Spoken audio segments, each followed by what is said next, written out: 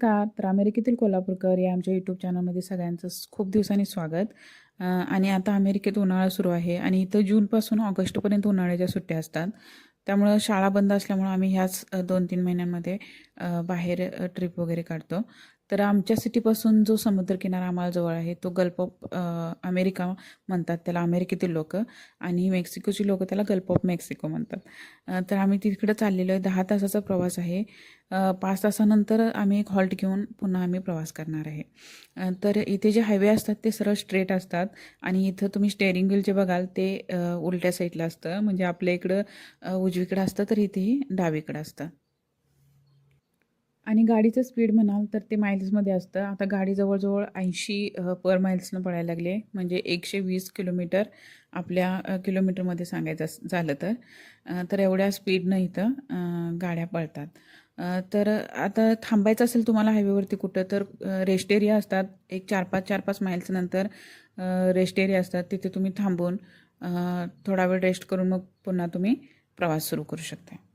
तर आम्ही आमच्या हॉटेलवरती पोहोचलेलो आहे. तर हे एक बेसिक हॉटेल अमेरिकेत कसं असतं हे तुम्हाला मी दाखवते. आम्ही दर समरमध्ये फिरतो, तर तिथं आम्हाला वेगवेगळ्या हॉटेलचा वेगवेगळा अनुभव येतो.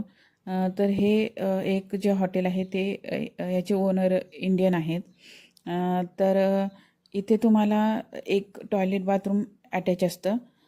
पुन्हा 2 बेडरूम दिलेले असतात, 2 बेड दिलेले असतात. आणि इथं तुम्हाला एक गंमत दाखवायची म्हणजे इथल्या प्रत्येक ड्रॉवरमध्ये यांचं एक बुक असतंच. प्लस इथे एक ओव्हन, एक छोटासा फ्रीज दिलेला असतो.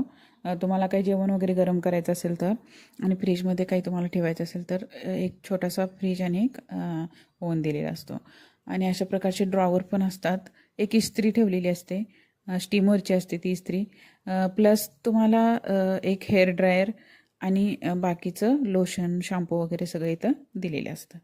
आणि ए सी जो असतो तो असा इथे असतो वेगळ्या प्रकारचा, कारण इथं गरमी पण असते आणि थंडी पण असते. त्यामुळे अशा प्रकारचा ए सी असतो. तर आम्ही थांबवून दुसऱ्या दिवशीचा पुन्हा आता प्रवास सुरू केलेला आहे. तर पुन्हा एकदा 5 तासाच्या प्रवासानंतर आम्ही पोचलेलो आहे गल्फ ऑफ अमेरिकामध्ये. तर हा ॲक्च्युली हे एक बेट आहे, याचं नाव आहे गॅल्व्हस्टन, आणि हे अमेरिकेचंच एक बेट आहे. तर इथं तुम्हाला जास्त इन्फ्लुएन्स मेक्सिकन लोकांचा दिसतो, कारण इथं जे मेक्सिको जवळ असल्यामुळं मेक्सिकन लोक इथं खूप राहतात. त्याच्यामुळे जी घरं वगैरे पण आहेत ती इथं एकदम कलरफुल असतात.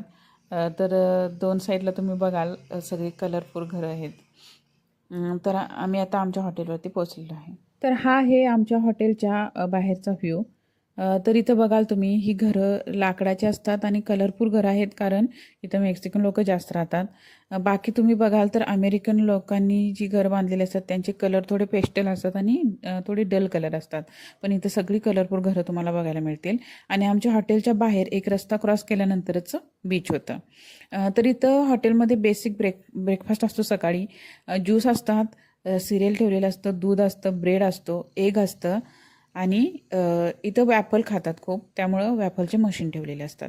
तर आम्ही पण एक वॅफल बनवून खाल्लं आणि नंतर मग आम्ही बीचवरती गेलो.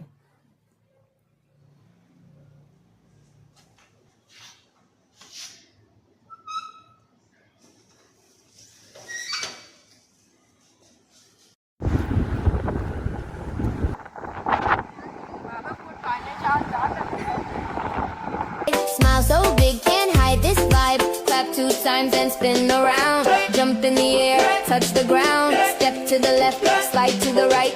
Beach day fun, we feel so bright.